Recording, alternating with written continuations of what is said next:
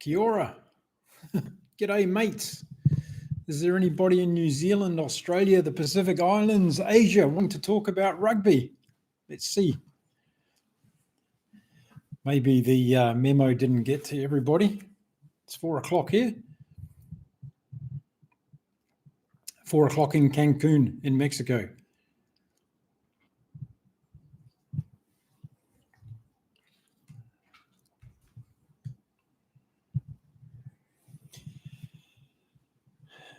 It's early in the morning over there in the Pacific. The sun is coming up over the Hawke's Bay in New Zealand, in Gisborne, Napier, all those beautiful parts of the world, over the Sydney Opera House. I'm here to talk about rugby, so let's do that. We've got 5 people online. Hello, everyone. Who's here?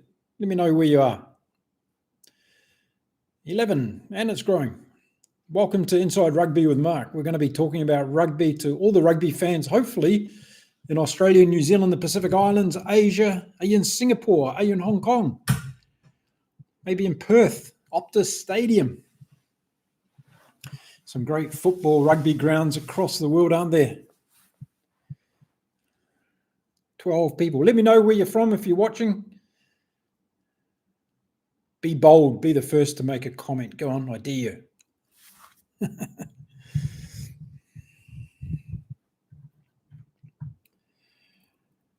4 o'clock in the afternoon here in Cancun in Mexico. Beautiful day. We've got a bit of rain going on, which is good.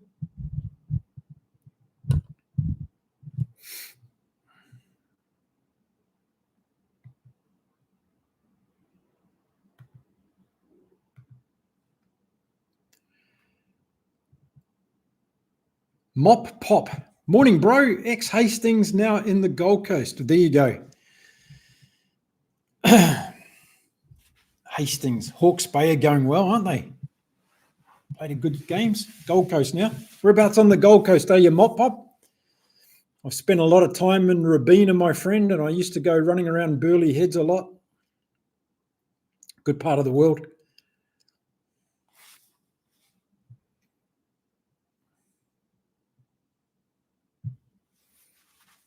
Who else is here? Come on, I know you're hiding. Come and talk rugby to us. Reedy Creek, okay. When I was last there, it was what was happening down that way, Reedy Creek. That's where the train used to stop when I was in Australia, down at Reedy Creek. The Brisbane train that came down. Does it go further yet? Does it go all the way through to the airport at Coolangatta? Reedy Creek, I know it well.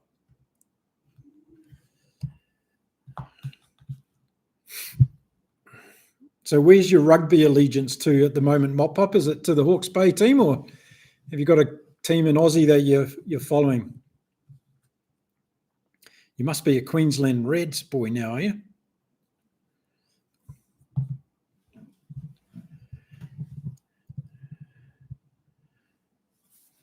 Okay, who else wants to chat? Is it just me and Mop Pop are going to chat, or the others going to join in?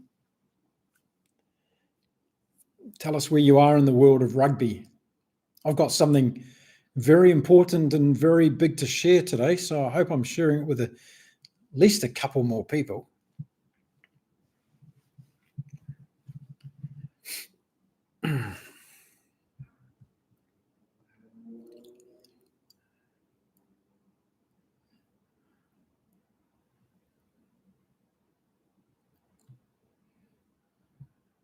Always Hawke's Bay and the All Blacks. Good on you.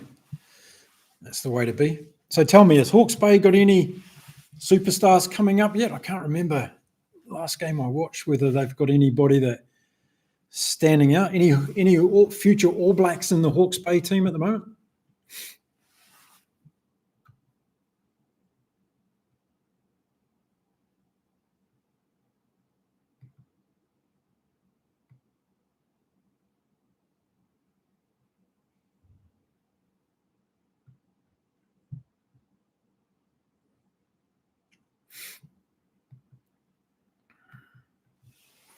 What do you think of the All Blacks' performance against the Springboks, Mop Pop? Are you on the side of keeping Razor on as coach, or are you one of the ones that want to see him disappear soon if he loses the Bledisloe?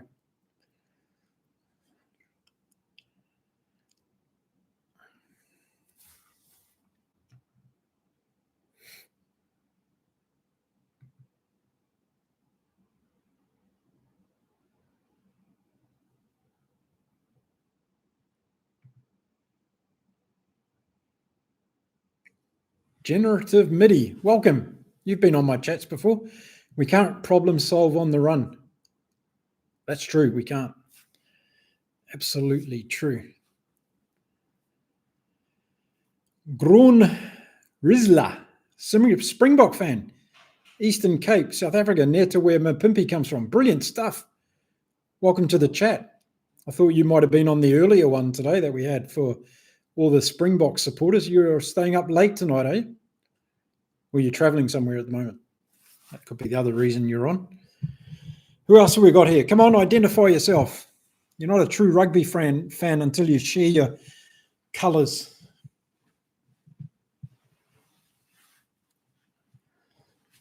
We can't problem solve on the run. So that comes down to leadership, right? And we don't appear to be having, well, have we got the right leaders in the team? Generative MIDI, what do you think? That seems to be a problem, right?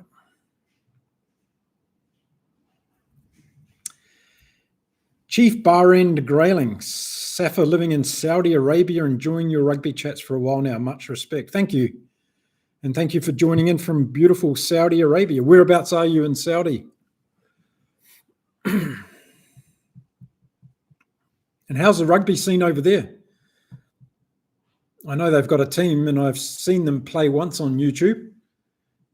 But is it growing in Saudi Arabia or what?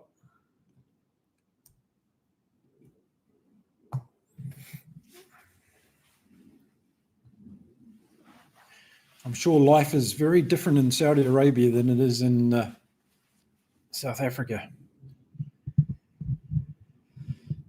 So Mop Pop says, South Africa, way too good. It's their golden era now. We had it for the last 20 years. Yes, but we mustn't give up like that.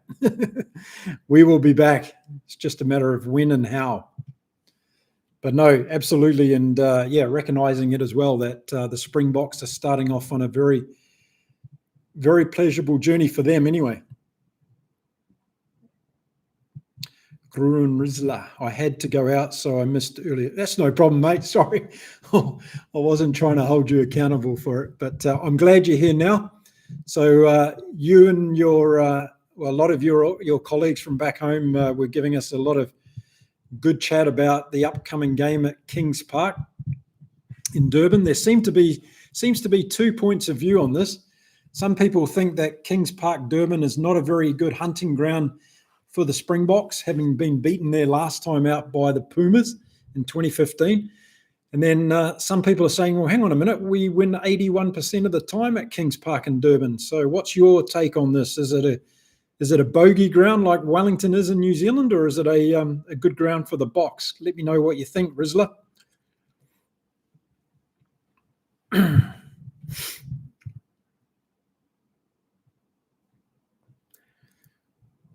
Hey, Mop-Pop, I'm still waiting to hear whether Hawke's Bay's got any future All Blacks coming through the system, mate. Let me know. Very keen to find out where our next generation of superstars is coming from.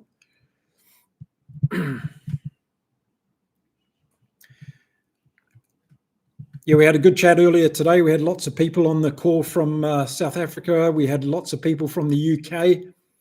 1 or 2 from France. We had a few Argentine Puma fans on the call as well. We had a very good chat talking about the games over the weekend and what people were thinking, particularly around the coaching situation. The South African backline was a big topic of discussion, what Russie's going to do at Kings Park in terms of selections, whether or not the Bledisloe Cup and the record streak at Eden Park is going to end. Those are all the things that we talked about earlier today.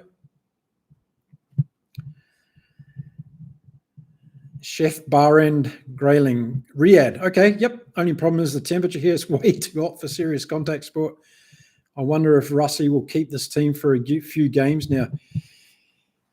well, I can sympathise on the heat side of things because it's pretty brutal here as well all year round. So I've been to Riyadh a couple of times, and yeah, you do get a couple of cool spells there around Christmas time, but here it's insane, absolutely insane. I wonder if Rasty will keep the same team for the games now. Well, I don't know, and I don't think he will. I think if you have a look at what transpired against the All Blacks in the second half was really interesting, and one can read a couple of things into that. But my thought is that my thought has been around about thinking that against the Pumas, he's going to probably want to control the game early. So I wouldn't be surprised if we see Andre Pollard back in the team for that game in Kings Park, because I think they'll be tested under the high ball a lot. And then if things open up again, like we saw in the second half against the All Blacks, then I could see Russie having the bench packed with talent, maybe Sasha on the bench with Mani, or Mani on the bench rather than Sasha, and then maybe Damian Willemse coming off the bench to cover both fullback and in the midfield. So I think there might be a little bit of playing going on with the team again next time, just because of the competition and the way they might want to play. Sports Unfiltered, you got nothing better to do today than sit here and listen to rugby chats. You got a good job, mate. Welcome back. It's good to have you. How long have you been out of New Zealand for, Mark? You seem to have travelled like me. Yeah. I left New Zealand just after my 16th birthday and went to Australia, like most Kiwis do, to start their global travels off and chase my dream. I left New Zealand to chase my dream and went to Australia. So it's a long time ago now. Been back once since then. So New Zealand, my own country, is a bit of a foreign land these days. Same for you, yeah. So you probably don't know your own country anymore, huh? Compared to what it used to be. Yeah, I got a good job, lots of time. Good on you, mate. That's the way to go. Rugby comes first. Mop Pop, what is it like in Mexico? Sports Unfiltered, do you want to tell us your version of what you think life is like in Mexico? Then I'll perhaps tell mine.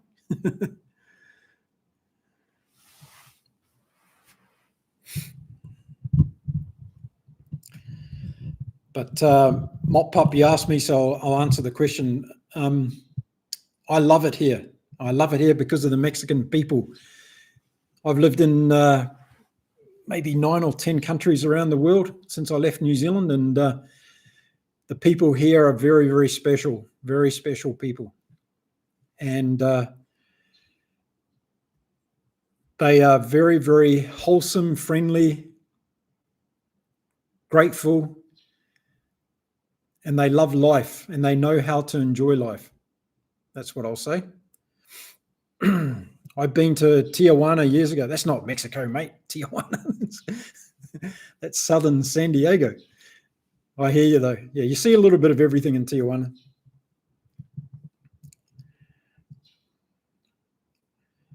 And Sports Unfiltered just said the same thing. It's sunny, beautiful, and chaotic. Chaotic in a good way. Good, amazing, and people very friendly. Yes, as I said, I reiterate that. And everything's going to be done mañana. That's the other thing you've got to get used to here. If you've lived in the South Pacific at all during your life, you've heard of the terminology called island time. Well, that's what happens a lot here in beautiful Mexico. John, you're back. No, John, this is a second live stream, mate. I'm doing this one for all the Aussies, Kiwis, and that part of the world because of the time difference. We finished the previous one that you were still on, but good to have you back. And you say, just before I go to work, how about the All Blacks try DMAC as a 9? Oh, no, thanks. No. Thanks for the offer, but no thanks. With gratitude. No, I don't think that's a necessity, first of all, because we have a riches of halfback talent. We just can't keep them on the field uninjured at the moment. But that's thinking outside the box, John. I'll give you that much. When you have to go, have a good day at work, mate. Hope all goes well. JNA, you should come to Argentina then. Your description of Mexico sounds very like Argentina is. Yes. Well, I know the people of Argentina are beautiful. JNA, I've had lots of interactions with Argentinians over the years, not just on my rugby channel. And don't worry, it's on the bucket list. We're heading south. We're going to come and see you all. Uruguay and Argentina, the rugby capitals of South America. Both going to the Rugby World Cup in 2027 too. Los Teros, they did very well to qualify this year.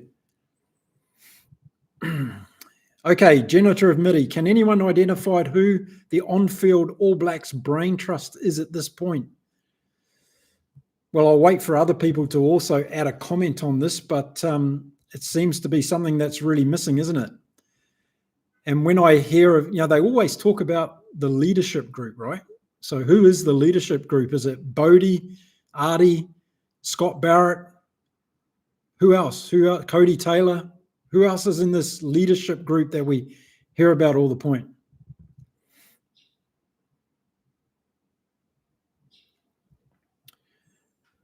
I'm interested to know because that's where it's falling over, isn't it?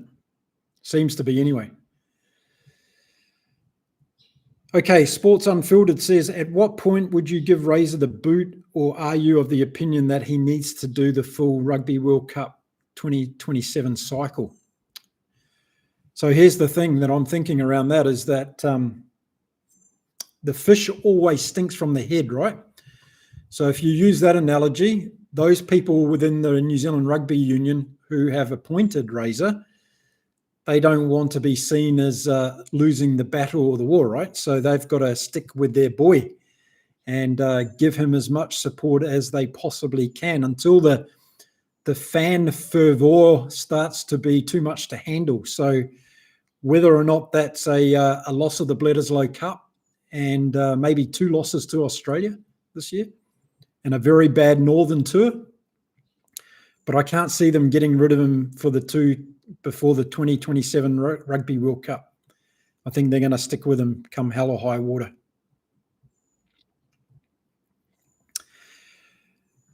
JNA, my name is Jose. Fantastic. That's easier for me. Thank you. I've always been an international rugby fan, and now that my 2 boys started playing rugby as kids, I'm going once more through rugby with passion and scope. Good on you, Jose.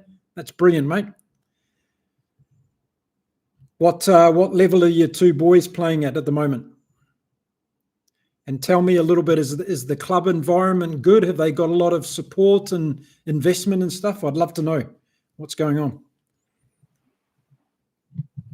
Rizla says, will Razor get the boot if he loses it to Australia at Eden Park? Well, I think half of New Zealand will probably want to get rid of him if he loses at Eden Park. But as I just said, I think the Rugby Union of New Zealand are going to stick with him through to the Rugby World Cup.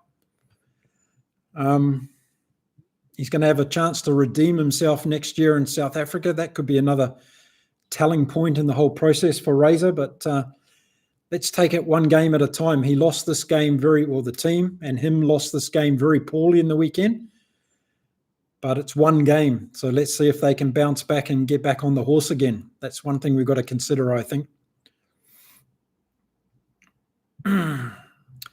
Generative MIDI says, I don't think they'll lose to the Wallabies at Eden Park. Why do you say that, Generative MIDI? What's your reasoning behind saying that? What do you think is going to be the point of difference? That's what I'd like to know. Sports Unfiltered, I think you're right. So how many things structurally wrong with how New Zealand Rugby are running things? It's all about the ABs, but not nurturing the grassroots. Yeah, well said. Okay, here's something I want to throw out there to everybody listening today. So a lot of you, well, most of you don't know about my past and what I've been doing throughout my life. You know me as a Kiwi guy that gets on and talks about rugby on YouTube. But I've got a past that spans both the global corporate world and also the non-profit world from a global perspective. And I've worked throughout my life in over 150 countries across the world. So I have a pretty good understanding of cultural sensitivities and business in a lot of different countries around the world.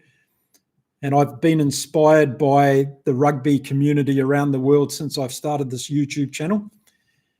And of late, I've been talking to my good lady about where this whole journey is going to go for me in terms of rugby and maybe the impact I can have on the rugby world as it stands today. And one of the ideas I've got at the moment, and I want to put it out there to you all listening in today and see what you think of it, the idea is to start I'd like to start a global rugby entity for rugby fans across the world, where we have a central entity that can hold the stakeholders of our beautiful game across the world at a global level, a regional level, and a local level responsible.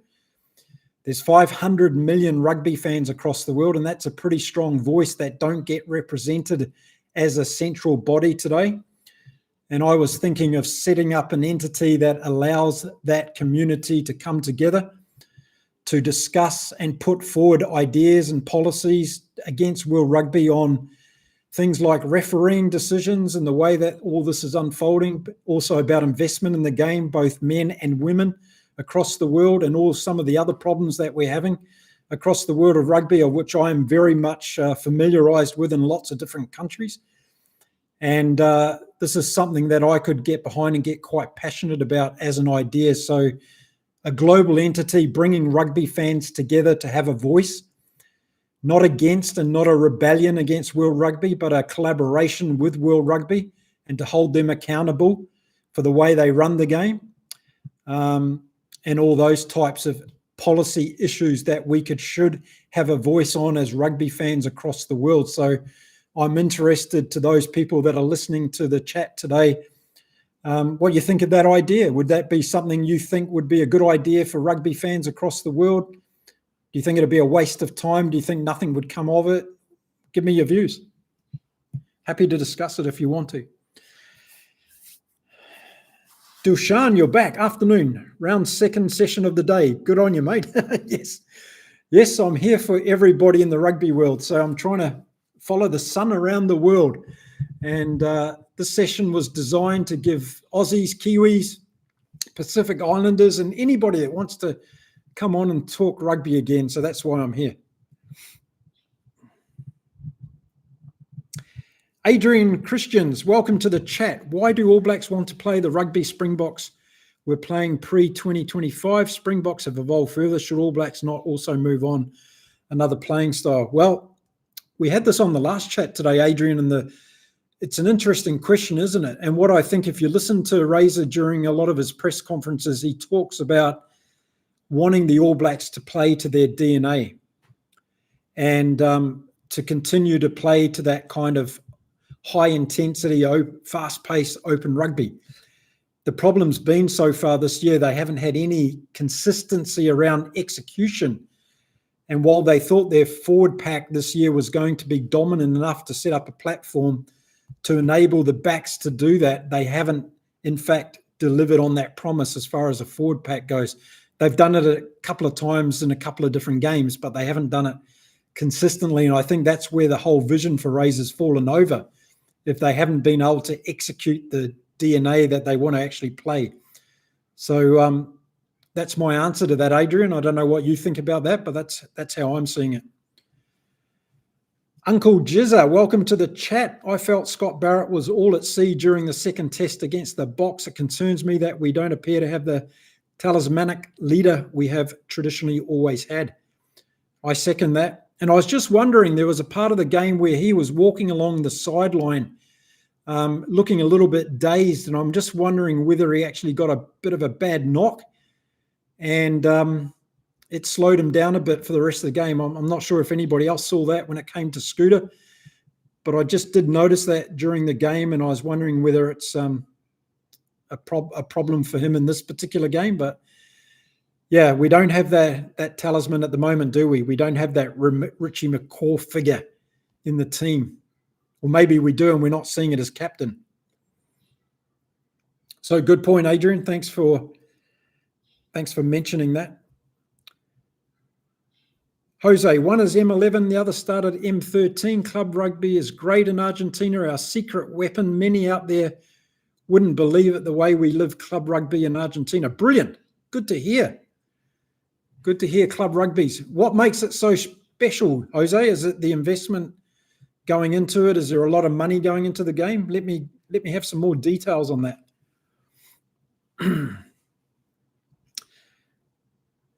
Dushan, the top 4 teams are in the Women's World Cup semis. What's your prediction for the final? England. Can't see anybody beating England. That's my bottom line. What about you, Dushan? What do you think is going to happen? What does anybody think? Who's going to be the winner of the Women's Rugby World Cup? Thank you, Adrian. I'm a nobody without the wonderful fans of the game we have listening to the channel, mate. It's as simple as that. Eugene, you're back again. Welcome back. Everybody's hungry to talk rugby. They are all skilled players. It's a leadership and mindset issue. Yeah. They're all professional athletes, right? If you put on the All Black jersey, you should know what your responsibility is. They talk about this a lot, don't they, in a lot of their open communication? It's a good point. They are all skilled players. It's a leadership mindset issue. Yep. Alumni. I've seen chatter about the New Zealand Rugby Union allowing overseas-based players to be picked for the All Blacks. Thoughts? I don't like it. I don't think we should be looking over our shoulder and picking players that have made the decision to go overseas to earn their money making rugby overseas. I understand it. I support them doing that.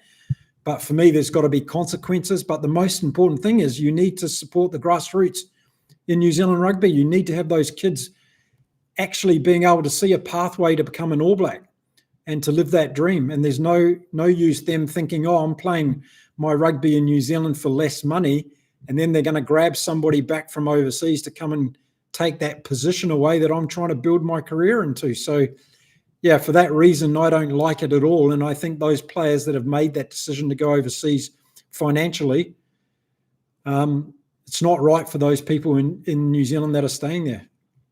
That's my opinion. Sports Unfiltered. 7 years ago, I lived by Eden Park. Every day I saw some Argentine under-17 rugby players. I asked them why they were there. They said that Argentina sent them to learn how New Zealand play. I think we lost a lot of IP. Yeah, we have. We've lost a lot of IP, and that's a good thing. And look at our coaches and how our coaches have been going around the world as well. There's an endless list of New Zealand coaches that have gone off and shared their knowledge around world rugby. But I think that's a great thing. And if you've been watching my channel for a long time, you'll know that I'm number one focused on the game growing across the world, and number two focused to Kiwi rugby supporters. So, yeah, sharing that IP with the world's good. But what we've got to understand that as a result of doing that, we've seen countries now catching up. And I think that's also great for the game. And I'm a huge advocate for that. And I'm not going to change. Gary B. Hi, Mark. Safa here. Another one. You guys staying up late down there. Surprised with how poor New Zealand were with their exit strategy, pinned down in their own half, but just couldn't exit. Lots of poor kicking while South Africa pushed for contestants high ball. Yeah, absolutely, Gary. It was a great part of the Springbok game. They identified a great weakness in the All Black team at the moment. That's why I'm advocating that Jordie Barrett should be the fullback for New Zealand. He brings a great defensive line. We saw it in the weekend with his brilliant tackle on Colby to save that try. He's good under the high ball, whereas Damien McKenzie gets smashed. Even when he catches the ball, he gets smashed because he's a little guy. And we need Jordie Barrett's big kick as well to get us out from our own red zone, in my opinion. So, great point, Gary. Absolutely agree, my friend.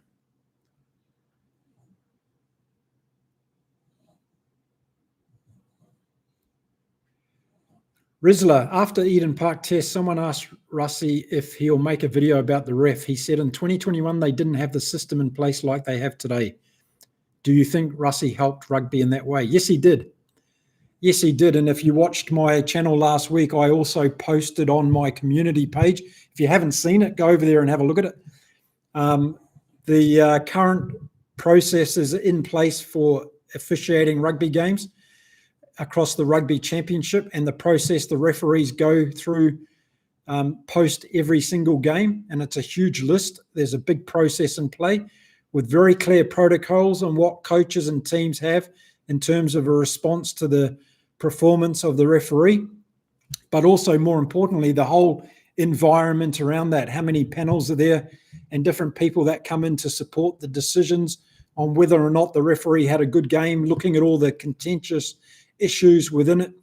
I think one of the big problems we have in the game at the moment is that we're not getting that communication back from World Rugby on what they're doing about these poor decisions in a timely manner, but also in an effective manner. And I think that's one of the communication gaps from World Rugby. So I think that's something that needs to be improved around the refereeing. So yes, I think Russie did a good thing in that particular instance. I also heard him say that, by the way. And I refer you to my community page where I've got those conditions posted about the referee process within the Rugby Championship this year. Sports Unfiltered. What rules changes would you make to the game if you could? Well, that's an easy one, Sports Unfiltered. I'd make sure that the Springboks were only allowed 3 forwards on every game. That's it. And they probably still beat us. No, what rule changes? Well, I think we're getting to the stage that some of the rules that are in place are not actually being ruled properly in games by referees, right? And the one that I really, really detest at the moment is when the nines are putting the ball under the feet of the number 8 in the scrums. I just can't understand why no one is getting penalised for a feed under their own feet. And that's just, you may as well not have a scrum if that's going on, right? Either someone pulls the scrum down or the halfback puts the ball under the number 8's feet, and away it goes. So that's the first thing I'd say, is that the rules that we have in the game today have to be policed better and more consistently. Okay, Dushan reckons that England are going to win the Women's World Cup. I think a lot of people are going to agree with you there, sir. Generative MIDI says stats show All Blacks had higher territory in the second half when things went wrong. Did they? I'd have to go back and have a look. I thought the Springboks had territory and possession advantage in the second half, but I might be wrong. It's all very well having territory, but if you're not able to execute your plays, you're not coming up with points. Dushan reckons the rugby pundits over the last few days have mentioned that there may be a gap between Super Rugby and international rugby. The AB coaches don't have international experience. Well, you don't have to be a rugby pundit to say that, because it's pretty obvious, right, that Super Rugby's not. I think Razor's finding out over the last 18 months that there's a huge difference between the two, and it's not just a Razor thing, of course. It's a collective coaching issue for the All Blacks. But I think someone mentioned it earlier in the chat that the evolution of the game is the important thing. And if you're not keeping pace with the evolution of the game, and we saw this brilliantly from Russie, didn't we, in the 2 test matches in New Zealand. He was able to select that second team for the second match, which brought a different look. Whereas what was Razor able to do with his players that he's selecting at the moment? We got pretty much the same old, right? And expected the same group of players to go out there and do the same thing, when the Springboks gave us a completely different look. So, yeah. Eugene, thanks for your comment, Eugene. I've never seen All Blacks get so tired so quickly. They started looking gas end of the first half already. That was just weird. Well, I'll tell you what, Eugene, I agree with your comment, but I'd also add this, that I thought that both teams at different times in that first half looked gassed. I saw a number of Springboks forwards walking around with their hands on their hips and giving some deep breaths through that first half. There was different times of that first half where the play was non-stop. It was going from side to side. There was a lot of energy being used. And, Yeah, I don't think it was an energy thing for the All Blacks in the second half. It was a mindset thing and a lack of impact off the bench. Brian Moore, late again. Better late than never, Brian. Welcome. Good to have you here, mate. I can't remember where you're from, Brian. Remind me if you want to. Gary B. Razor seems a bit lost. Doesn't seem to be up to speed. Great CV, a really good Super Rugby coach, maybe a bit rigid. Would like to see him take some chances. Not convinced he's the right guy for New Zealand. That's a lot, Gary. Let's take it piece by piece. Razor seems a bit lost. Well, if you're talking about his performance in press conferences, he's not there to impress everybody with his press conferences. He's there to do a job. But in all seriousness, I think that's part of Razor's personality. He's way outside his comfort zone in press conferences, and that shows and it comes across. But I'm sure that he's a different guy inside the training rooms with the boys. Doesn't seem to be up to speed. He should be after 18 months, right? He's seen pretty much how the top teams in World Rugby are playing. He's played against them, and he's now been given an opportunity to put right what was wrong last year. And what I just said in the previous chat today was the All Blacks were beaten by Argentina and Wellington last year. We're now being beaten in Wellington by the Springboks this year. What's actually changed in the All Blacks in the last 12 months? That's the question I'll put out there. What's evolved in the All Blacks game in that last 12 months? And other than Fabian Holland, who have we seen as an absolute standout performer for the All Blacks in that 12 months? Answer me that if you can. Generative Midi says the Boks were able to manipulate defense from their own half expertly. Yeah, they did. They did, you're right. They really cut down the All Blacks' options, and they brought the All Blacks into that kicking game. And the All Blacks were not good at that kicking game.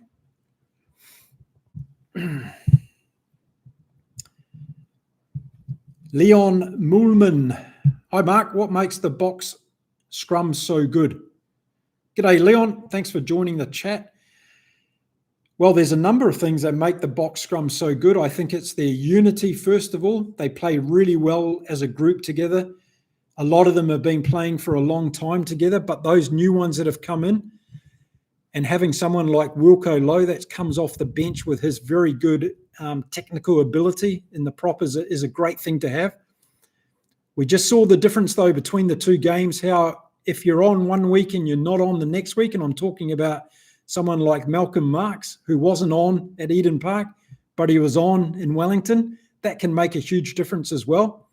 So, Leon, I think that's part of it as well. But when you look at the impact that someone like Jasper Wiese has when he came into this team at number 8, that was a big shift, I thought, for the Boks in the weekend. And then you've got giants like, RG and Eben and Lut de Jager and Ruan Norkia. These guys are huge animals, right? And they deliver every time. So I think it's unity. I think it's in the game performance on the day. And, of course, the depth of squad, the number of great players that you've got to call on. We're not even talking about Oxen Chair this week, and he had a great game, I thought, in the weekend. Did a lot of good stuff, but I haven't heard his name being mentioned hardly in the revision of this game. Gluten FC, you're back as well. Mark, what about the combinations and back play? I haven't seen anything different since Fozzie. I haven't either. Yeah. It's just not working, that backline. But I don't think Razor's got the balls, excuse my English, to give us what some people would call radical changes. I don't see it as being radical if you're going to do something to improve the backline. It's not radical, it's obvious. And that's what Russie did in the weekend. He changed his backline, and look at the result. Brian, that's right. You're in Mooloolaba. Welcome, mate, on the beautiful sunny coast of Queensland.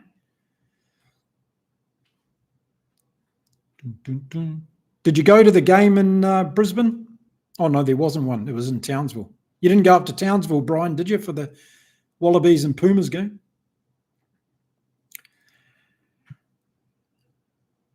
Rizla, the box scrum coach, is a legend. Yeah, it comes down to coaching as well, of course, yeah.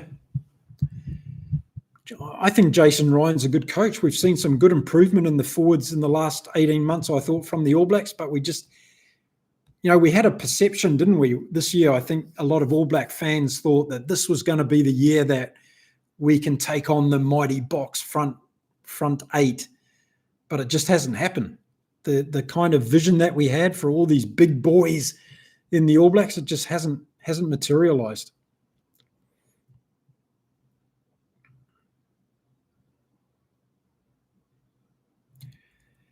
Jose says, I think the All Blacks are not defending as they used to. They don't feel comfortable under attack and also don't have solved the aerial contest. This is not new stuff. They've been like this for a while. Yeah, I think Will Jordan at fullback is one of the issues, because Will Jordan on the wing is a different player than when I see him at fullback. And this is why I'd like to see Jordie Barrett at fullback. He's the best defensive player in our team, I would argue, Jordie Barrett. And whilst he does a great job in number 12, we need to have somebody at the back line that can exit for us, and also that last line of defence. And we saw him against Colby in the weekend. Gluten FC, where's the line breaks? Yes, where are the line breaks? And this is where I think we're missing Cam Roygaard and Ruben Love at number 10. And the reason I say that is because I feel as though Roygaard is always going to keep the defensive line guessing on whether he's going to go for a sniping run. He's going to attract defenders that have otherwise now gone out to focus on Beauden Barrett in number 12. And if you have Roygaard playing that type of game, then it opens up the 10 to be a little bit more creative.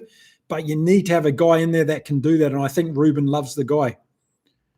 I love Beauden Barrett. He's a fantastic rugby player, but I think his time is coming to an end in that position.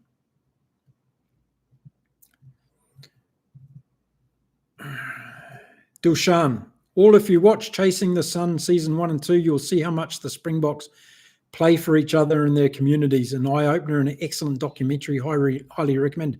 Yeah, it is. It's a fantastic documentary. But Dilshan, I'll say to you this, my friend, if you go to Argentina and you watch the passion and the community impact that the Argentines have around their rugby communities, it's no different than in South Africa. If you go to New Zealand, you see the same thing. I don't think we can put the Springboks out there that far ahead of the passion in other countries. It comes down to a lot of other elements, I believe, as well. Club matters. Mate, off topic, but what made you settle in Mexico?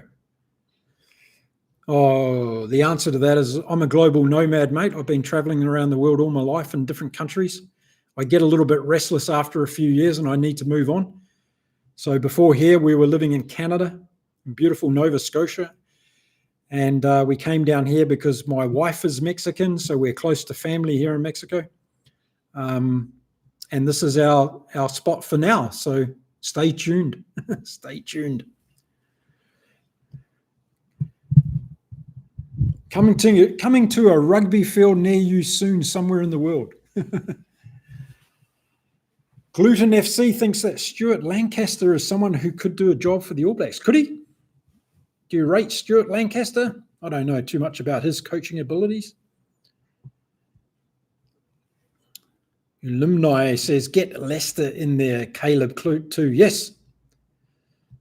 I threw it out on the earlier show today that I'd like to see Leicester Fainganuku at number 12, Caleb Clark in number 13.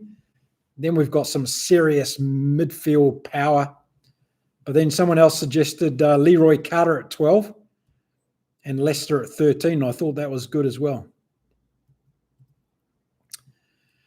Sports Unfiltered, Halifax, Nova Scotia, very similar to New Zealand, the Maritimes. Yes, it's a very similar part of the world, actually, in terms of that coastline and, cold Atlantic. It's lovely up there. We lived in the south of Nova Scotia, down close to Yarmouth. We lived on an island, actually, which was really beautiful. Lovely part of the world. If you're ever going to Canada, make sure you go to Nova Scotia. It's a great part of the world.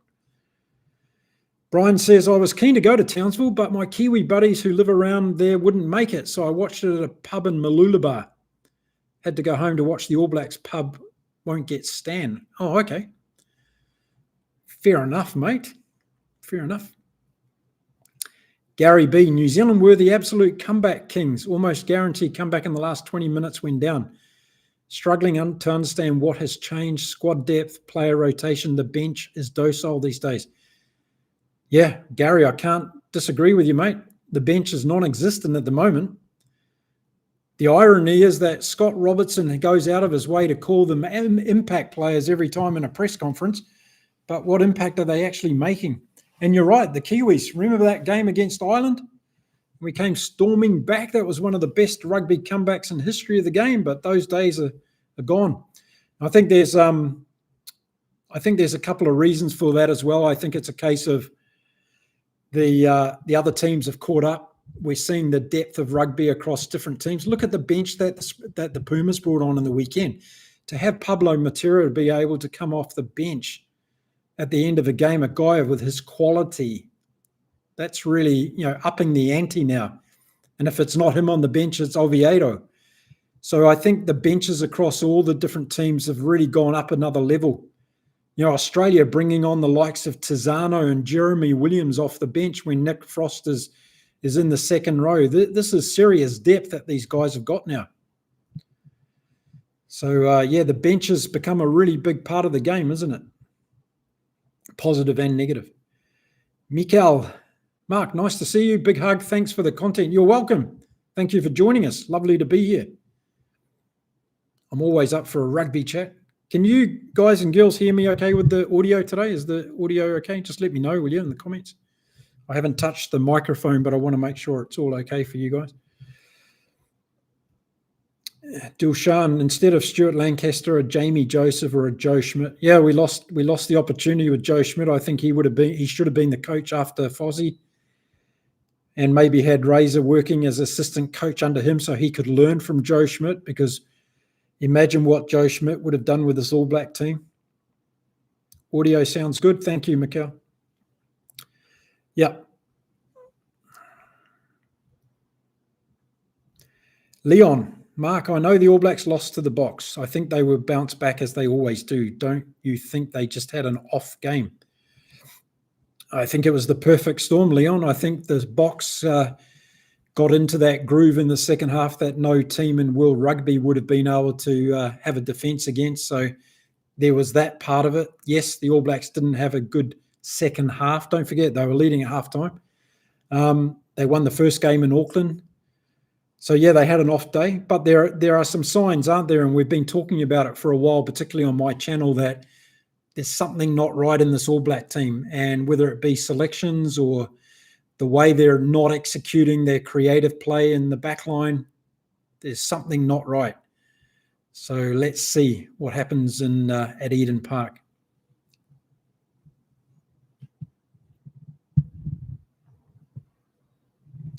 Generative MIDI says they had an off half. Yes, they had an off half. Let's hope they don't have another off half. Gluten FC, is Dave Rennie done with management? I don't know what Dave Rennie's up to. I thought he went somewhere else after Australia. Where did he go? He went somewhere as a consultant or something. I don't know what he's up to. Anybody know what Dave Rennie's up to at the moment? Rizlo, there's a lot of talent in the Boks under-20s team. Yeah, there is. There's plenty of talent in the Boks under-20. There's a lot of talent in the New Zealand under-20 team. Have you seen those guys as well? The future's bright. The question, if you're a New Zealander, is these guys ever going to get the pathway to the All Blacks and get an opportunity when they get there? That's the big question we have. We know how South Africans are working with giving people opportunities, but the Kiwis don't seem to be having much.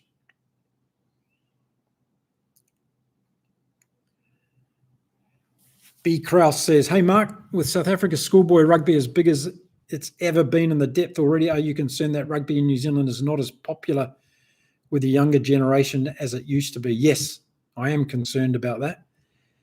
And that's why I think it's important that we keep as many players in New Zealand as possible and stop the exodus of them going overseas to earn more money. and then think they can get a pathway back into the All Blacks. I think this is important for grassroots rugby in New Zealand. So yes, it is a concern.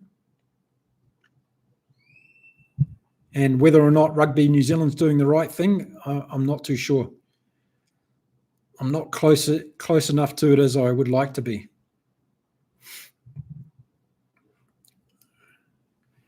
Eugene, welcome back. I know you were on the earlier chat today. Mark, will you be visiting South Africa for the Rivals tour to South Africa? I'd love to come, my friend, but I'm earning pesos at the moment, not dollars. We'll have to see. Maybe if this YouTube channel blows up, I might be able to come. I'm trying to get to the Rugby World Cup in 27. That's the goal. I want to go there. I want to take the wife to New Zealand for the first time. She's never been to New Zealand. And I want to bring amazing content to you all from Australia Rugby World Cup 2027. Club Matters. Ruben Love is fearless under the high ball. He just needs an opportunity. Yes, totally agree. I think I've said it enough in all of my videos about New Zealand that Ruben Love needs to be given more chances. There's the only way you build a guy up is to give him chances, right? And you find out pretty quickly whether or not they're going to make it. Look at the success of Fabian Holland's story in the last 12 months. What a fantastic story, right?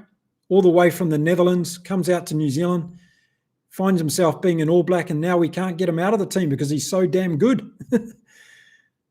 We need to give people the opportunities. Those that are good enough, they'll take the opportunity. Kyle Preston's another one. Why wasn't he on the bench last weekend? Don't get me started. Mark Dunphy, greetings from Ulaanbaatar in Mongolia. Wow, that's the first time we've seen I've seen somebody from Mongolia on the chat. Welcome, my friend. Tell me, Mark, is there a rugby field near Ulaanbaatar in Mongolia? Do they play rugby in Mongolia? That's the question. Fantastic. I love to see that we've got people all over the world. Generative MIDI. Dave Rennie is head coach of Japan Rugby League, one club. Oh, yes, that's right. Yes. Now, sorry, I'm having memory lapses. He's in Japan. And he's probably getting paid very nicely for that position. So I'm sure he's happy. And he doesn't have half the stress that he used to have. Thank you for that, Generative MIDI, bringing us up to date. If you haven't heard, Dave Rennie is the head coach director of rugby in the Kobe Steelers in Japan League One club. Mikael says, well, they aren't pesos in Argentina. It could be rich, yes. Yes, my friend. And that's the beauty of the world, isn't it? There's always someone in a worse position than yourself. I've got to remember that. Be more grateful for what I've got. Thank you for the lesson, Mikael. Gratefulness, yes. Okay, Tanner 2 says, Shea Fihaki at 14, Caleb Clark at 11. Okay, do we think Fihaki's ready for that step up yet? That's the question I'll put back to you, Tanner 2. Do you think Fihaki's ready? Leon, Mark, which centre pairing would you pick for South Africa against Argentina? Very good question. Very good question. And what I would say is probably different to what Russie's going to do. But I think, I'll tell you first what I think Russie's going to do. I think Russie's going to bring in Damien Diolandi again into 12. And the reason I think that is because he's going to have Andre Pollard starting at 10. But I tell you what, I would like to see Damian Willemse and Kanan Moody start again, because I think it's getting to that stage now where consistency, and as I said in my my chat earlier today, that none of these teams in the Rugby Championship have won 2 games in a row. So when you have an emphatic win like that against the All Blacks, the best thing you can do is go out and do it again. And that gives the confidence to the coaching group that you can back it up. It also gives the confidence to the players that were involved in that game. So I think it's going to be really interesting to see what Russie does. But I would go for Willemse and Moody again.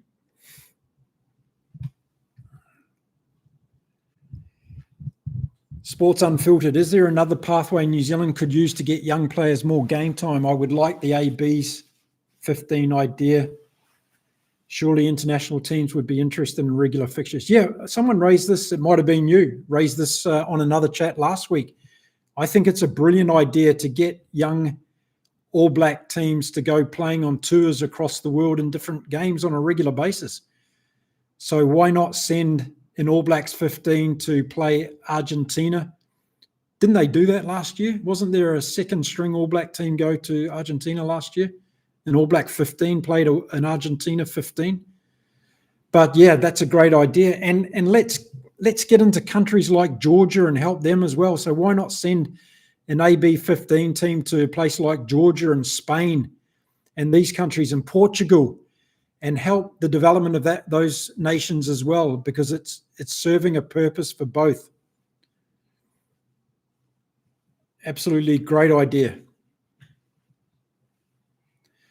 Dilshan, Mark, can we see Leicester finally get a game against Australia? And also, will Luke Jacobson get a chance? Look, I don't know what Razor's going to do. I really don't. I don't know where his head's at after that. I think he's imploded for a while. I think he's going to probably resurface a couple of days later and start thinking about it. But I can't see the guy making a lot of changes. I just can't see it.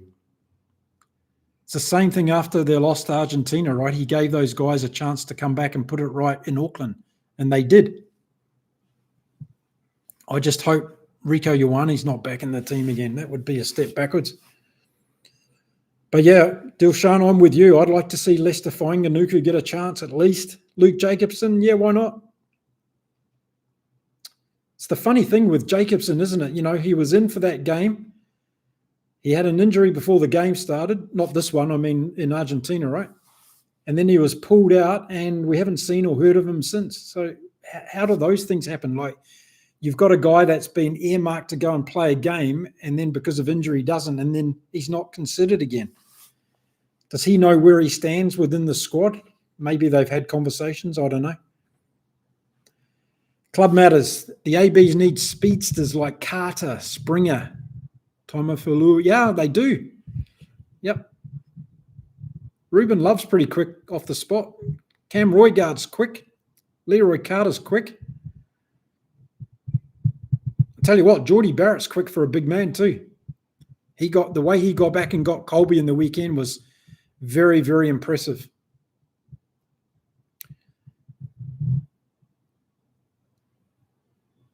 Gary B. Durban is our Wellington. No, it's not, Gary. Go to the statistics, my friend. 81% win record, the Springboks in Durban. 81%. The All Blacks dream of having that in Wellington.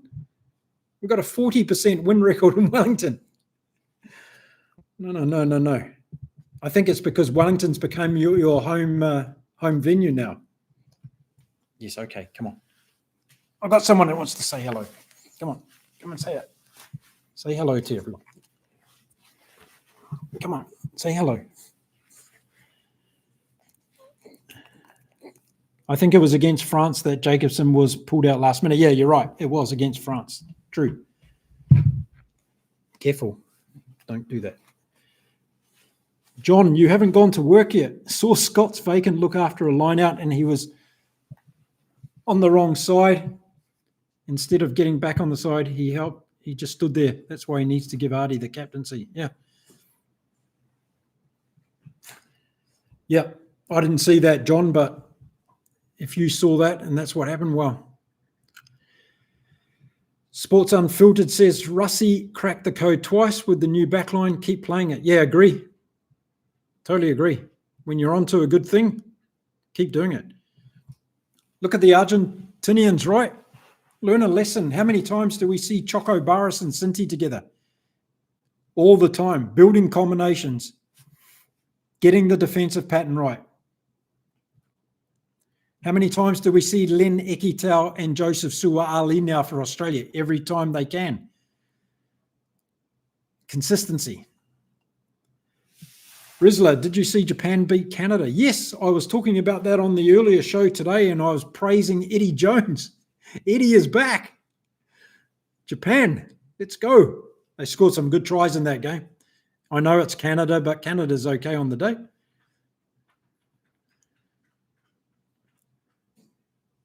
Tanner 2 says, I don't know. We should find out if he gets picked. I just want him and Clark on both our wings to dominate the air. It's to counteract those fast and small, nifty wingers. Yeah, the All Blacks, how are they going to deal with Corey Toole and probably Max Jorgensen? That's going to be a good matchup, isn't it? Well, I wouldn't like to be up against those two guys. There's so many interesting matchups, isn't there, between the Wallabies and the All Blacks in this game coming up. I tell you what, the Wallabies back three in the forwards are going to really, really give themselves a chance in this game because Fraser McRide is playing fantastic rugby this year. Hooper's playing brilliant. Harry Wilson at number 8. This is gonna test the back three again for the All Blacks in this particular game.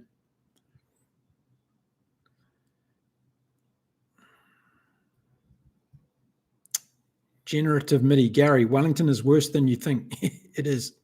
I've lived there, I can tell you. John, this is John at work. Oh, okay, John. So your employer pays you to be on a rugby chat. That's good. Send me their name. I'll get a job. Eugene Gerber. That's right, Mark. Ellis Park is the worst at 67%, not Kings Park. At 73. No, it's higher than 73. I saw it today, Eugene. I'll send it. I'll post it up afterwards, but it's 81% as far as I've got. Might be over a certain number of years or something that makes a difference. Yeah, Ellis Park's not a good hunting ground at the moment for the Boks.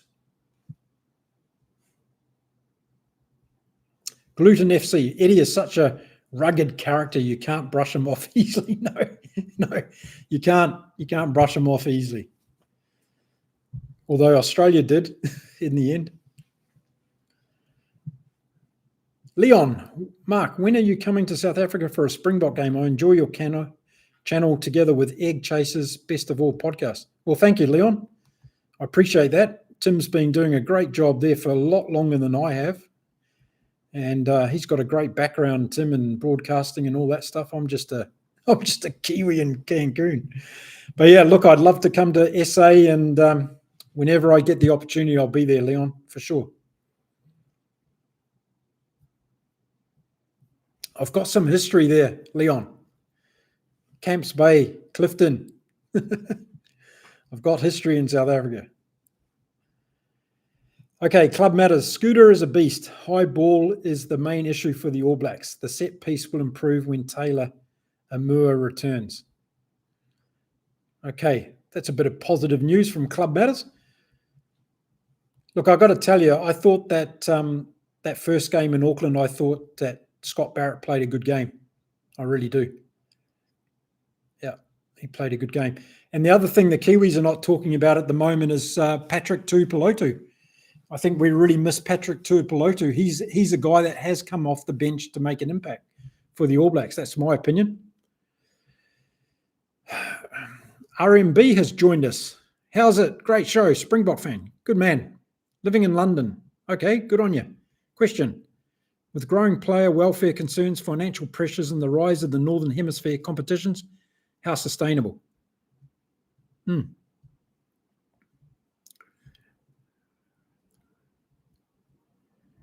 How sustainable is what? The game? Or are you? I'm not quite getting it. Oh, is the current Rugby Championship format, and do you see it evolving perhaps through expansion, alignment with Six Nations, or even a global club country calendar to remain relevant and competitive? Yeah, we talked about this RMB on the earlier show today, and one of the things that came out of that was that everybody seems to be happy that the long tours or the tours of other nations is coming back again, and would like to see, well, I'm a fan of the tours because I think it helps grow the game of rugby. And the reason I say that is because when a team comes to a country, they embed themselves in the local community. And as we saw with the Argentines in Australia through this series, there was a huge amount of respect and attraction to those games. So just imagine Argentina in Australia for a 3 Test Series tour. We saw it with the Lions, how much that gravitated towards interest in the game. And then playing midweek games as well. I come from that era, and that was a brilliant era of rugby. So I would like to see, the likes of France and Ireland and England and Wales and Scotland and Argentina and Fiji doing tours again and getting their brands out around the world into different communities. Eugene Clifton. Okay. Just now. Generative MIDI. Reed and Mills being, Reed and Mills, yep, suggested the team kind of gave up. That's on the leadership, and that includes Artie. If the team gave up, then it's on everybody. It's not just on the leadership. It's on everybody. And if all this talk that we always hear about the pride in the black jersey, maybe the walking the talk doesn't happen anymore in the All Blacks. Maybe that was part of the reason. Maybe there's a bit of complacency in there. Maybe they thought after Eden Park, we got this. We can do it again. Maybe they underestimated the skill set in the Springboks backline, but also the dominance the forwards had. It was a perfect storm. There was a lot of things that happened in that game. But Karen Reid and Millie Aina, they know a lot more about the All Black environment than I do. So, yep, good points. Gary B, Australia might just take this one. Can see New Zealand losing Eden Park and South Africa dropping the ball in Durban. Just the way this comp is going. Yeah, it's just so unpredictable, isn't it, Gary? So unpredictable. And that's what I love about it. Someone asked me on the previous show, what's my prediction? I don't want to give one. Rugby's going to win. There you go. I'll cop out.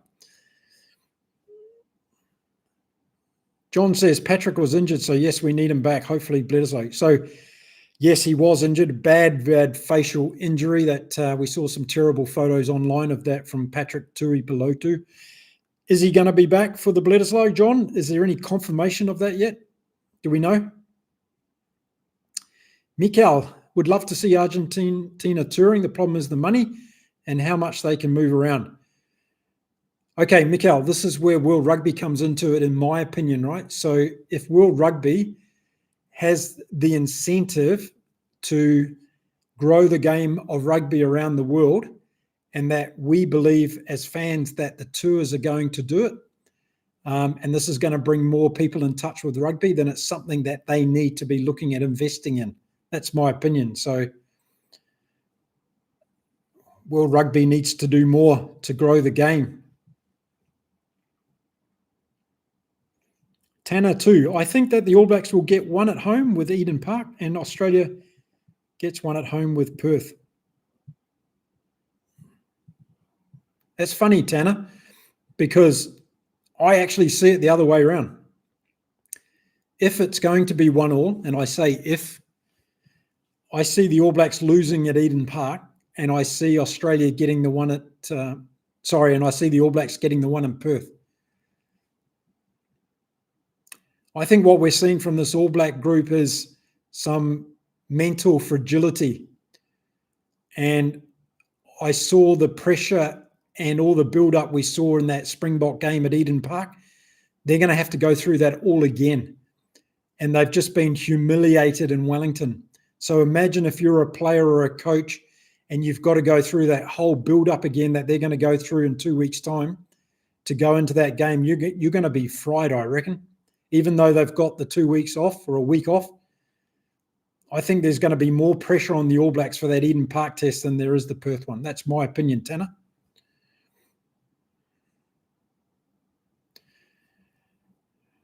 Sports Unfiltered. Jorgensen and Sua Ali are dangerous. Yes.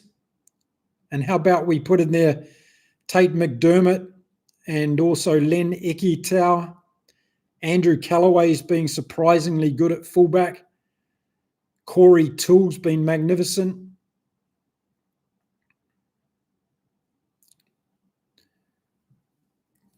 Club Matters. Can I just ask you one thing? We had our good friend Nacho from Argentina on the call this morning, and he was saying that we should no longer refer to the Argentines as Argies. It's a derogative term that is not appreciated by Argentinian rugby fans. So can I just please ask that we don't use that anymore? Why aren't the Argentinians playing South Africa in Argentina? Good question. I don't know why it's being played in London.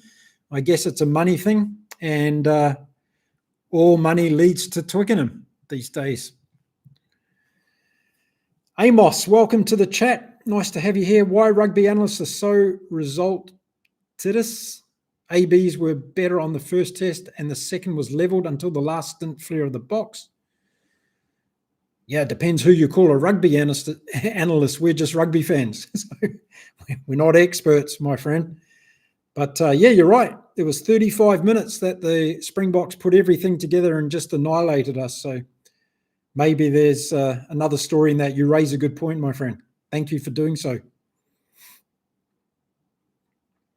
RMB, thanks. The Rugby Championship won't take place in 2026. How much of this is due to scheduling conflicts, financial pressures, or strategy planning for the Rugby World Cup? I don't think it's got anything to do with strategic planning for the Rugby World Cup. It's got to do with money matters, of course, and the desire, particularly from the South African Rugby Union, New Zealand Rugby Union, getting back to playing tours between each other. That's a catalyst of change as well. We're going to see the, Nations Cup come into play next year as well. A lot of things going on in terms of changing the format of the game to try and make it more appealing. And maybe I'll do a video on that soon and talk about that a little bit more, because it seems to be a topic that a lot of people are interested in, what's going to happen in 2026. So thank you, RMB, for raising that one. Sports Unfiltered, Amos, because the most analysts are just fans. I like Mark's coverage because he loves the game first. So perspective is objective. Yeah. Analysts are just fans, and ex-rugby players are just pundits, right? Leon, Mark, is there an argument on which championship is better than Rugby Championship or Six Nations? What is your opinion? Well, to answer the first part of the question, Leon, there's always an argument on which championship is the better one. Do we need to have one that's better than the other? Can we not just say both the Rugby Championship this year and the Six Nations are fantastic competitions? I'm a rugby purist. That's how I see it. So I don't try and label one as better than the other. And I'm not trying to be politically correct in my answer. I'm saying what I feel. Mikhail, I agree, but there's also the business side of it. The whole way they're using televised rights and publicity is old, and they aren't exploiting the internet. Yes, Mikhail, I've got a document sitting on someone's desk at World Rugby at the moment to try and get them to see the potential value in opening up content footage for us YouTubers to use to help grow the game across the world and to bring more money into the whole pie for everybody associated with rugby. And some other sports have done this and seen enormous success. Rugby hasn't done that at the moment. And I've put a business case together, and as I say, it's sitting on someone's desk in Dublin at the moment at World Rugby being assessed, and I hope I get a reply one day soon, and I'll let you know. But yeah, imagine all us YouTubers having access to the games where we can put our own spin on it, right? And keep the growth of the game going. Why not? Club Matter. Springboks would have struggled to get the bonus point if the game was in Argentina. Okay, something to consider. I don't know why, though. If Argentina go out and beat them by 25 points, it'll be a different story, right? Just the Pilgrim, welcome to the chat. Can we please have Tony Brown back? Yes, and Joe Schmidt. And Jamie Joseph. I hear you, Just the Pilgrim. I hear you. There's a lot of people asking for that. Generative MIDI, for the Eden Park test, the TAB has New Zealand 120 favourites and Australia at 440. I think they have it right. Oh, wow. I'm not a betting man, but I'm going to go and put a few pesos on Australia at those odds. Fantastic. Mikael, it would be amazing, Mark. I guess we're talking about the content rights to the internet. Yes, it would be. Brian Moore, fair enough, amigo. I have a fair then. What do we call you, Argentine or Argentinian, or please? I was told last time it's Argentines, but I also accept Argentinians. Jose's on the call. Jose, can you tell us what you prefer, Argentine or Argentinians? Let us know. We want to do the right thing. John Tinley, doesn't look good for Patrick's return. Oh, no, that's not good news. Patrick Tuipulotu. Damn, that man is good. We miss him.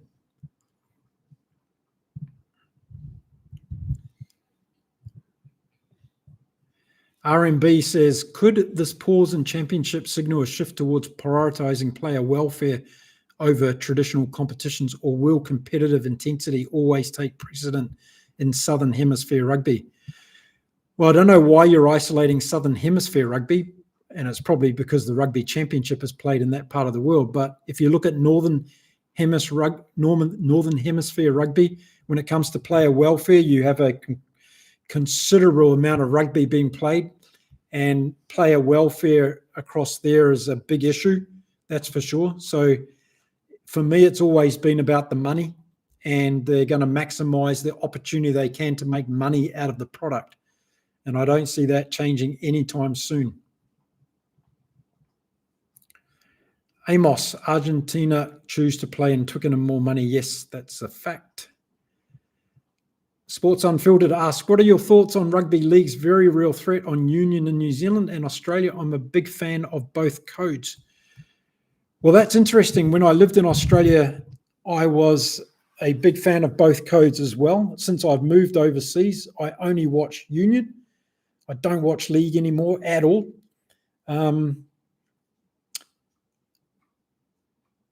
It goes back to what I said before, I think, in terms of grassroots investment in New Zealand and in Australia. I think what I'd like to see actually is the New Zealand Rugby Union getting together with the Australian Rugby Union and working on a collective plan, because the threat is real across both countries. And often when we look at things in silos, we come up with the wrong response. So I would like to see a collaborative effort in this, and it could be a financial effort collaboratively, because there's a lot of Kiwis living in Australia that support rugby league, right?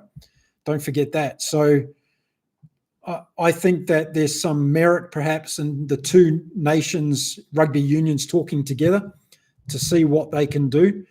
But effectively what has to result, I think, is the grassroots system needs more investment into it. And when you've got a struggling economy with a struggling fan base, it's difficult to overcome. So you've got to come up with some creative ways of doing that.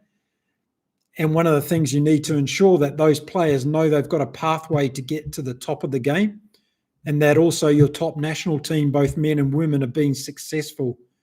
So whilst the All Blacks are losing, and there's a lot of question marks around that, that's probably not helping the product as well. So that's my answer. Sorry, it took a little bit of time, but I got there.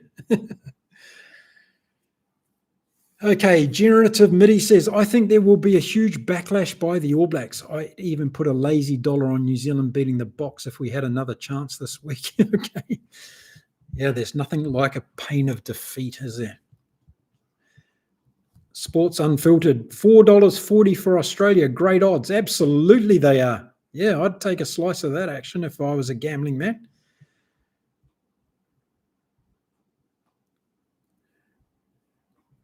John Tinley, maybe not without O'Connor. ABs could take both games. Well, interesting, John. But everybody thought Australia was going to be useless without Will Skelton, and they turned in the performance of their lives in Townsville, didn't they? And they got very close in Sydney.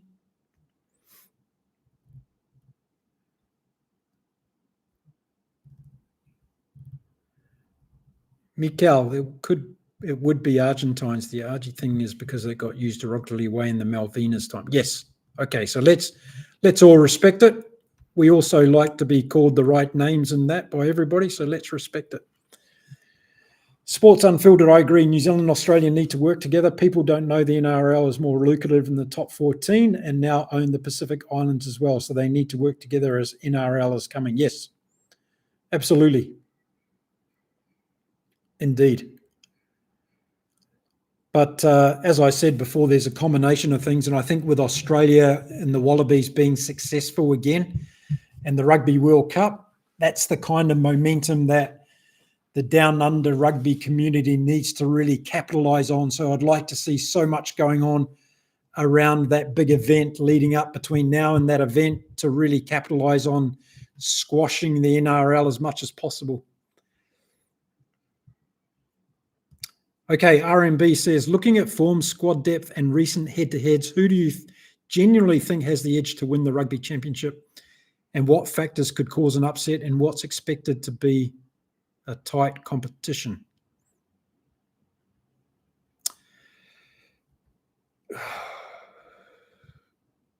Well, if you look at my videos before the competition started, I said this could be the closest rugby championship in history, which it's turning out to be.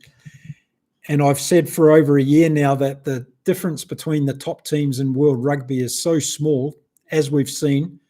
The difference between performances at Eden Park versus Wellington, and I'm sure we're going to see again in 2 weeks' time. I just think it's selections on the day and who's got their head in the game. The squad depth, to me, it's another conversation, because at the end of the day, you can put 23 players on the field at any given time. And there's no doubt in New Zealand that we've got a lot of great rugby players. They're not being selected, so selection's an issue. I think this championship is still to play for. I really do. And because we've seen so many close results and results that could have gone either way, then I don't think one can still pick it. Even though that you would say logically that maybe the Springboks, based on their last performance, are favourites, I think you've got to be honest and say, well, still any team can turn up on the day. The Argentines are getting very good at travelling on the road and producing results. They've beaten Australia in Australia this year. They've beaten New Zealand in New Zealand last year. They beat the British Irish Lions in Dublin this year. They're a great travelling team. So why not upset the Springboks on the road? Why not? Too close to call. Okay, Club Matters. Why doesn't Bodie attack the line? He hardly ever carries. Yeah, it's time for Ruben Love. That's why. Let's talk about Bodie in another capacity. I think I say it too much on my channel without following through. So it's time for me to follow through. It's time to move Bodie Barrett out of 10, and it's time to put Ruben Love in there. That's my take on it now. Rizzler, why was the blindside flank in South Africa number 7, but another country's number 6? I have no idea, Rizzler, and it's one of those things, right? It's one of those things.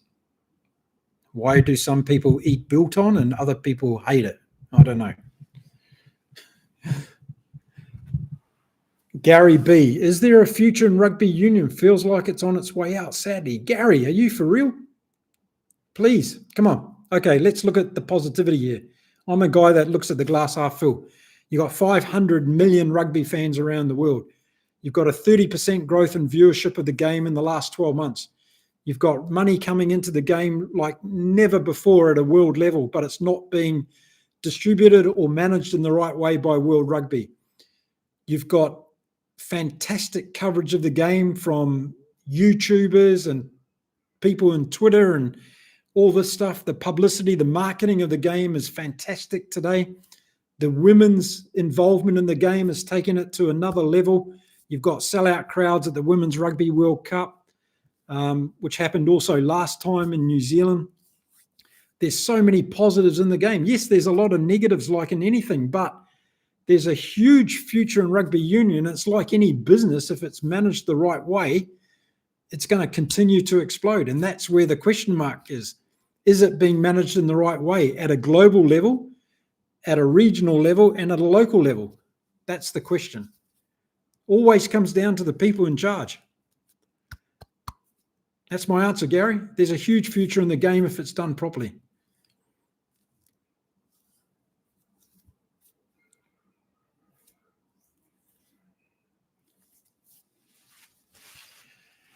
Amos, rugby union is naturally going to decrease in popularity in New Zealand. It's maybe one of the unsafest team sports for school PE. Football is much safer and easier to learn. Well, it's about time we started growing more hardy kids then, yeah? Back in the day, safer sport. Who wants, do we choose a sport because it's safe? When did that start coming into being a thing? We need to get back to real rugby and what it's all about and what it means to us as a culture.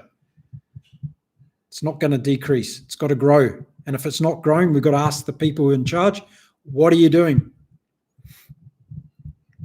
Leon, Mark, is Rassie Erasmus widely regarded as one of the best coaches the Springboks has ever had, both strategically and culturally, and how is he rated in other countries? Well, Leon, I think if you spend any time on rugby chats online and on looking at different content, you'll see that I think Rassie is generally regarded as the man as far as coaching and of international teams anyway. I think he has a lot of supporters in a lot of different areas. A lot of people respect him. The fact that Tony Brown went and worked for the guy is another testament that he's able to attract the very best talent, Felix Jones as well. So, I think Rassie's CV is pretty much okay at the moment. John, okay, boss has arrived, have to go, keep on. Good on you, John. Enjoy work, mate. John was tuning in from work.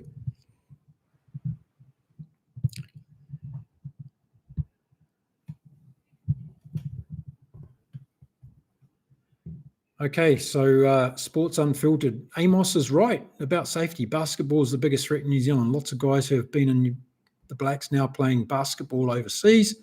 Soccer is not really respected in New Zealand.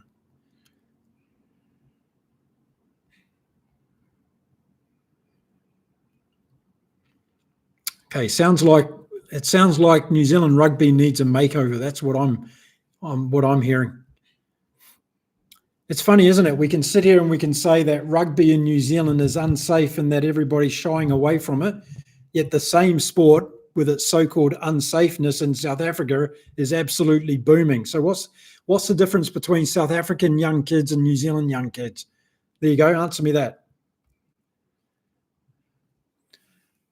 Tanner too. Wait a minute. YouTube just removed my comment. What did you say, Tanner?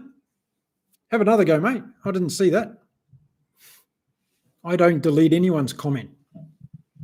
So if you're saying YouTube, it's YouTube, not me.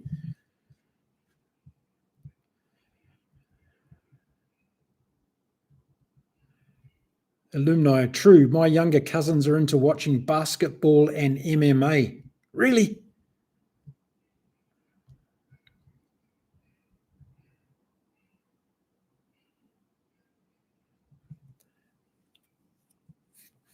Amos again, and I see a big problem in Southern Rugby. Premiership and top 15 fans clubs are as passionate for their team as they are for their national team, and that doesn't happen with the franchise system. Okay, interesting. Okay, Amos, so you're giving us all this news, so what's the answer in your opinion? What do we need to do?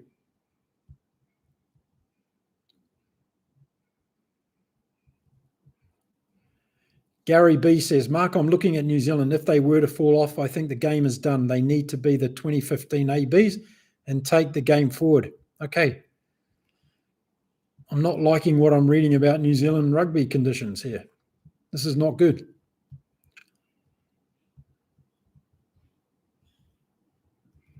Tanner too. I said 13 players were released for NPC rugby, with one of them being Cam Roygaard. Okay. That's good news if Roygaard's back.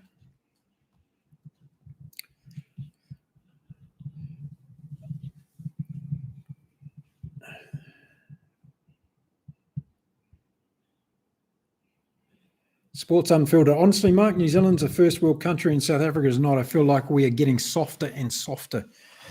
It sounds like it. Yeah, absolutely sounds like it. If that's some of the argument that's being put forward because why we're not interested in rugby anymore. That's a crying shame. That's not my country. We need to change that, and we need people that are able to do it in charge of the game. They think those sports are cooler, more trendier these days, I guess. Trendier. What can be more trendy than being a brutal All Black rugby player? You can't trend any better than that. Yes, I hear you, alumni. Social media plays a big role in the influence American sports has. I understand that. Yep. And that's why I think I said on the earlier chat today that the World Cup, the World Rugby Cup in America in 2031 is going to be really important for the game, because it'll get into that particular audience and it'll make a difference. I'm sure of it.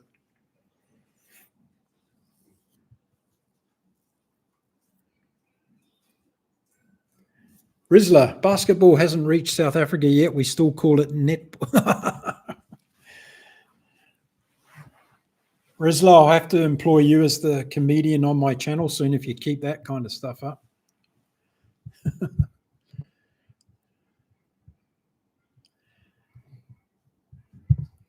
Leon asks, hi, Mark, why does Damien McKenzie always smile before he kicks for a goal? Oh, each to their own. I think, Leon, they all have a little habit, don't they? You watch all of them. Watch Santiago Carreras for Argentina next time he kicks for goal. He's got an interesting habit as well. Gluten FC calls it a ritual. Okay, it's a ritual. Gosh, we are getting soft. We're starting to call these things rituals. Okay. RMB. I was at the game in 15-23, Springboks, France 29. What a thriller. Yes, RMB.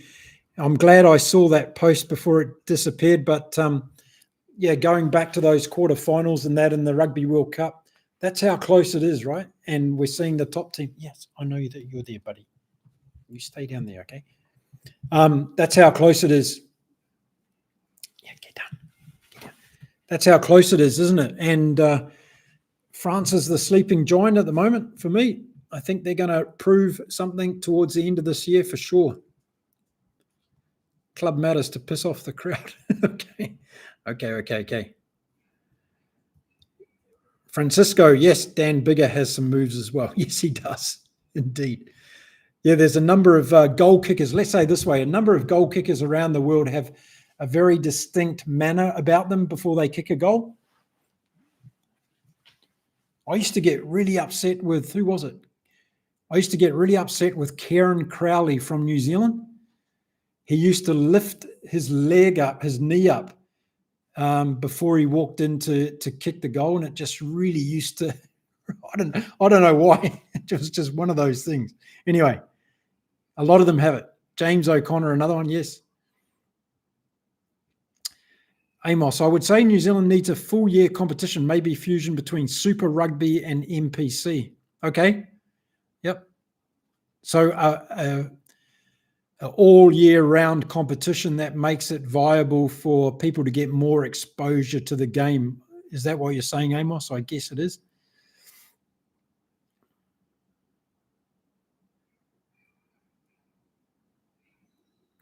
Yes, merge it with Australia. Exactly. Now we're talking. So this is what I talk about when I say collaboration, right? So Australia and New Zealand could do something together here to combat not only the NRL, but all these other sports that are making inroads, because, of course, Australia also has the AFL situation and pressure they've had for years, along with cricket. So I like that idea. Let's combine forces.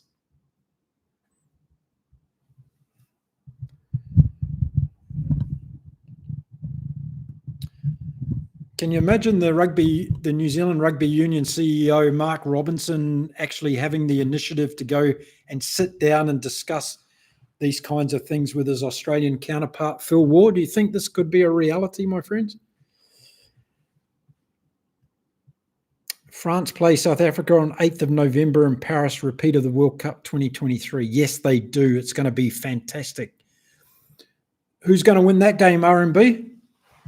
Who's your money on, France or South Africa in Paris at the Stade de France on November the 8th? Francisco, I played number 8, my friend. Not very well, but I played there.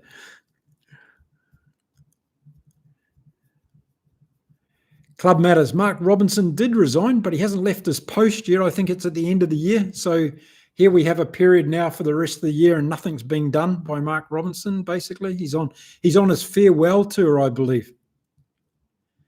He'll be popping up at all the games across the world. You can guarantee it. On the dime. Amos, yeah, that would create a full year commitment by fans and make it more attractive for players, because the reality is that if it wasn't for the selection rule, players wouldn't stay in New Zealand. Yep. Yeah, I'd like to see that. Australia and New Zealand coming together to solve this whole domestic rugby situation. You guys are onto something. Great idea. Tanner 2 says, Eddie Jones said that they were desperately missing Cody Taylor. His work rate around the field, his stability in the scrum, and his accuracy in the line-out was missing with Takiaho. I agree totally. Cody Taylor is such an important part of this New Zealand team. And Eddie Jones, we've got to listen to what Eddie Jones says, right, everyone? Tongue in cheek. Come on. Have some fun. RMB, I was at the 2023 Rugby World Cup quarterfinal, hopefully a repeat Springboks. Yes, I'm jealous. You made me jealous with that comment. I'm sure it was a brilliant experience. Very, very good experience.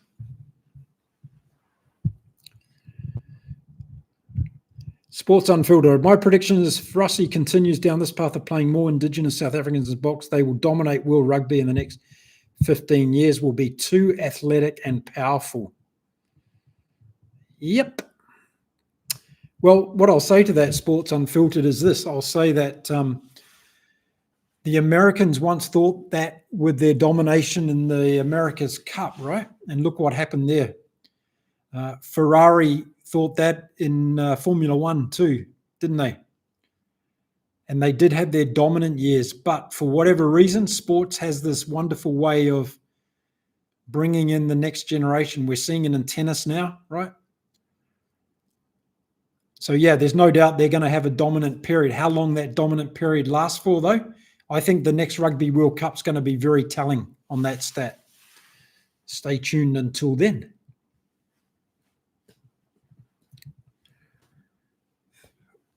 Okay, what else have I missed here? Gluten FC said James O'Connor. I thought that was about kicking habits. Francisco, I told you I played number 8. Amos's good ideas. Club matters. Didn't Mark Robinson design? Yep. Rizla, did you know Pollard missing that penalty that posted Eden Park was his first missed kick of the year? I think he had 17 successful before that miss was a bad omen. Yes, Rizla, I did know that. And did you know this? Do you know how many inches that kick missed by? So Eden Park, if the kick had gone over 2 inches, he missed it. If that kick had gone over and Rico Ioane didn't save the try, the Springboks would have won that game as well. There you go. Would have, could have, should have. It didn't. I think South Africa evolved, which has even surprised me, can run the ball now and more athletic than us in the backline now, which has never happened. Yes. Yes, there's no doubt about it. But I keep saying if a team has gone to a certain level, you need to come up with a strategy to be able to beat them. You don't throw the towel in. The Eden Park effect was constantly messing with him. Yes, maybe.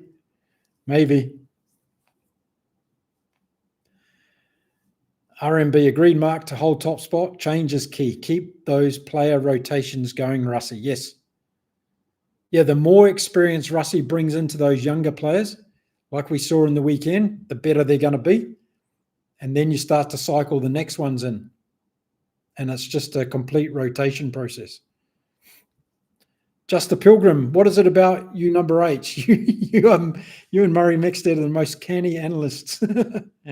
You don't put me in the same breath as Murray Mixted, my friend. He's way more accomplished than I am. I was a low-level journeyman at number 8. Nothing to be proud of. Leon Rassi and Thomas and Tony, a very big part of the Springboks' success. I wonder what Tony will Stu to improve the box game? Well, I think there's a lot of things that continually go on with this, Leon, and I'm a big proponent of continuous improvement in a lot of things that I do in my life. And I think when you get to this level of coaching, and this level of sport, you get to those minor details, what they call marginal gains. And there's always things you can keep doing to tweak it. And look, the scary thing I think is, and I'll say this genuinely, authentically, with a lot of love and respect for South Africa, they're still a long way away from the finished product. I think they can be really, really amazing.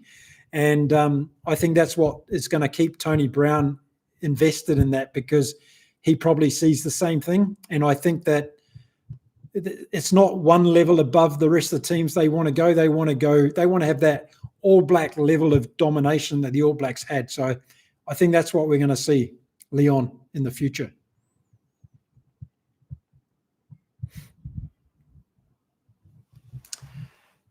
Club matters. The ABs performed better last year, and the Republic could have won both games, one score game. Yeah, they did. And that's a great point. You know, I just said before in the chat that the All Blacks lost in Wellington last year to the Argentinian team. They lost to their Springboks in Wellington this year. What's changed in the last 12 months between those two losses? There's the goalpost. How have the All Blacks evolved in that last 12 months? No one's been able to answer that on the chat today, so interested to hear your views. Francisco, Albinos is back with the team. I think our possibilities to win increased with this. Yes, last weekend we had a lot of ball possession, but not so accurate on scoring tries. Yes. And as much as I was supporting Santiago Carreras last week, Francisco, I think Thomas Albinos is your secret sauce, your secret weapon, your superpower. And for exactly that reason, I think if he was in the team last weekend, you would have scored 2 or 3 more tries.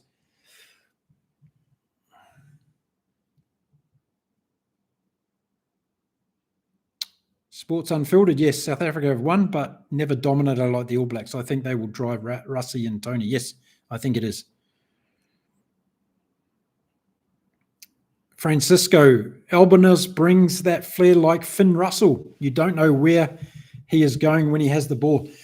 Yeah, there's a lot of similarities, but I tell you what, Thomas Albinos is a better defender than Finn Russell, in my opinion. And that's what makes him really good. If you watch the last line of defense for the Pumas, and if there's a tackle to be made in the corner flag on a winger, it's Thomas Albinos that's back there for the Pumas. And he's got a huge diesel engine as well. He goes the whole game. Very, very impressed. He's one of my favorite players in world rugby at the moment, Thomas Albinos. Can't wait for him to be back. Leon, enjoyed the chat, Mark. On my way to bed now. It's after midnight. We'll check in. Leon, thank you for staying up so late. Really appreciate it, and thank you for your time. Have a good sleep, mate, and a good day tomorrow. Sports Unfiltered, do you think Razor just buying time for Mo'unga to come back, or actually wants to find a new first 5? Oh, I hope he's not just buying time for Mo'unga. That would be a disaster, but maybe he is. Yeah, these two have a close relationship, right? So I think there's a lot of us that want to find a new first 5. So is Razor one of those? Let's hope he is. Yep. Okay, another 5 minutes, folks, and we'll close this one up. So give me your last thoughts, anything about the games coming up or anything else you wanted to share before we close the live stream today. Thank you very much for jumping on. I did this because I wanted to give Kiwis and Aussies and people in that part of the world an opportunity to participate. I realize the time difference is pretty difficult with me being in Cancun in Mexico. So I'm trying to be user-friendly for everybody that wants to come on and have a chat. So I appreciate you all being here.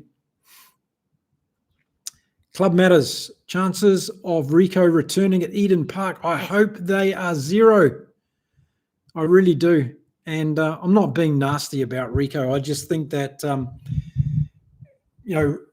the only thing Razor might do is, okay, we need him defensively. But if the other guys are doing their job, you don't need him defensively. And he's not adding anything from attack at the moment, and nor was Sevu Reece. So chances could be 50-50 in Razor's eyes, but in my eyes, no thank you.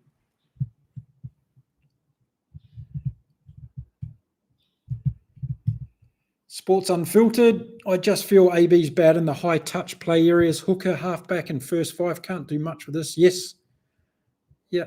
I still rate Cody Taylor. Cody Taylor's a good player. Go the Steamers. Good on you, Brian. Amos, Albanos, Santiago, Carreras, Chocobaras, Mateo Carreras, Malia, Isgro, Bufali, Delgi. There's not enough room on the 23 selection for many top players on the backline. Fair loss boomers. Yes. What's happened to Bufali? Is he back in the selection criteria now, Amos? I haven't heard of Bufali for a while. What's happened to him? Club Matters, thanks for the chat. Thank you, mate. Great questions, great sharing today from you. Appreciate it.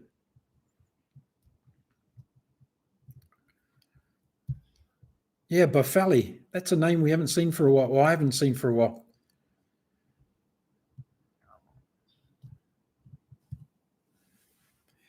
RMB, should rugby consider adopting a closer TMO manager? In a recent incident, a player deliberately slapped the ball in a ruck, leading to Kobus run-out knock-on, it looked.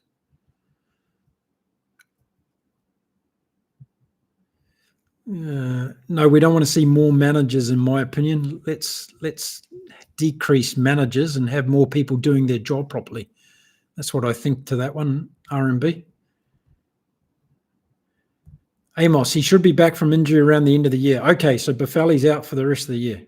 Thank you for answering that. RMB, like a cynical play in the danger zone that warranted a penalty and possibly a yellow card, but it wasn't even reviewed or shown. Why was this missed? Well, I guess RMB, it was the same reason that they missed a deliberately forward pass for Australia against Argentina, right? Some of these things are missed. Inexcusable, but they're missed. Mikel, he was injured. Okay, he was injured.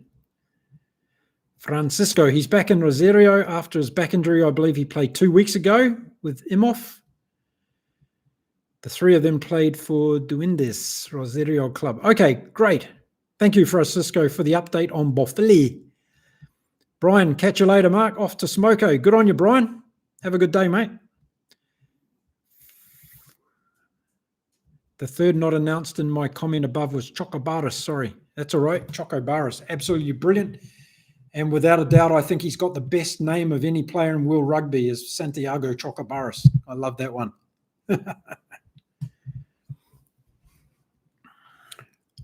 I'm really stoked that we had somebody tuning in from Mongolia today. That's made my day. Absolutely fantastic. Adios, my friend. Enjoy it down the coast. Have a good one, and thanks for tuning in twice today. Amos, that last Australian try was no mistake. We all saw it. It was intentional. 2 automatic bonus points for Australia with that score. Okay, let's not ruin the chat now. It's been going so well.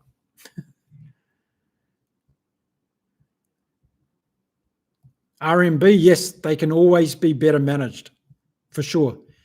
And if you go to the community page on my channel, you'll see the Rugby Championship protocol and policies for referees after the games. It's a huge list, about this long. And there's a protocol in place that Rusty has talked about, and everybody's happy with it. Francisco, I really appreciate you doing this live chat, Mark. Glad to talk about rugby with people around the world. Same here, Francisco. So thank you for joining me. Okay, everyone, I think we'll wrap it up there. Let you all get back to your lives away from rugby on this live stream anyway. Thank you very much for joining today. Twice, if you were here twice. It's brilliant stuff. I appreciate your commitment, and have a beautiful evening. Have a beautiful afternoon. Have a beautiful morning. And I'll see you all again soon on Inside Rugby with Mark. Adios from Mexico. Keep well, everyone.